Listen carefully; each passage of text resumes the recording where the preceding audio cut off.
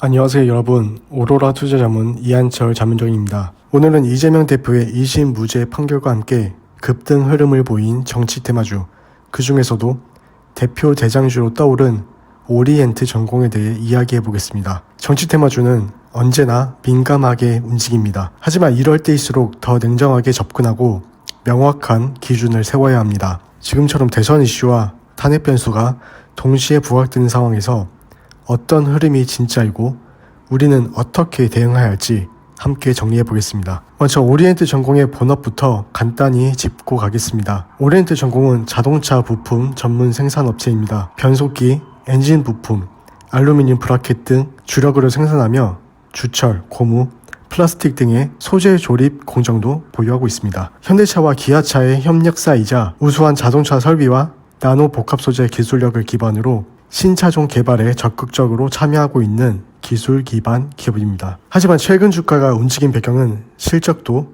기술도 아닙니다.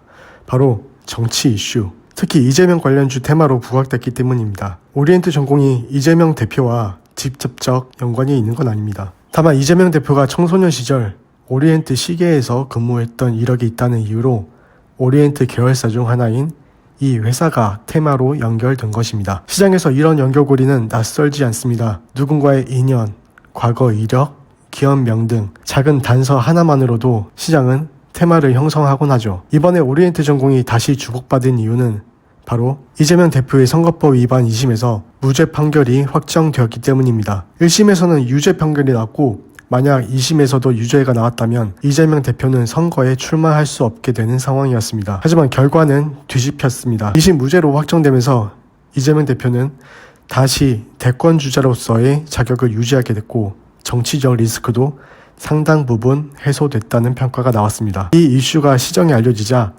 오리엔트 전공을 포함한 이재명 테마주들이 빠르게 움직이기 시작했습니다. 이틀 연속 강세 흐름을 보이며 다시 대장주로 자리 잡은 모습이죠. 자, 그럼 지금 오리엔트 전공 어떻게 접근해야 할까요? 현재는 정치 이슈에 민감하게 반응하는 단기 급등 흐름입니다. 즉 추세보다는 이슈 기반의 단기 매매 전략이 필요한 시점이라는 뜻입니다. 특히 지금처럼 조기 대선 여부, 탄핵 가능성, 정치권 뉴스가 실시간으로 반영되는 장세에서는 차트보다 뉴스 흐름과 정보 방향성에 주목하는 것이 더 중요합니다. 이럴 때는 차트상의 특정 가격대를 맹신하기보다는 정치 이벤트와 여론의 변화, 그리고 시장의 반응 속도를 함께 보면서 유연하고 빠른 대응 전략을 세우는 것이 리스크를 줄이는 방법입니다. 급등이 따라붙는 추격 매수는 오히려 변동성을 키울 수 있기 때문에 정보가 어떻게 흘러가는지, 시장은 어떤 반응을 보이는지 냉정하게 판단하고 움직이셔야 합니다. 그리고 한 가지 더 중요한 포인트가 있습니다. 만약 조기 대선이 실제로 현실화된다면 이런 인맥 중심의 정치 테마주는 반짝 상승 이후 제로 소멸로 눌릴 가능성도 충분히 있습니다. 그 이후로는 공약과 정책이 중심이 되는 정책 관련주들이 시장의 중심으로 옮겨가게 됩니다. 즉 조기 대선이 확정된다면 오리엔트 전공 같은 인맥주는 차익 실현 대상이 되고 저출산, 복지, 부동산, 에너지, AI, 지역개발 같은 정책 기반 산업의 수혜가 예상되는 종목들이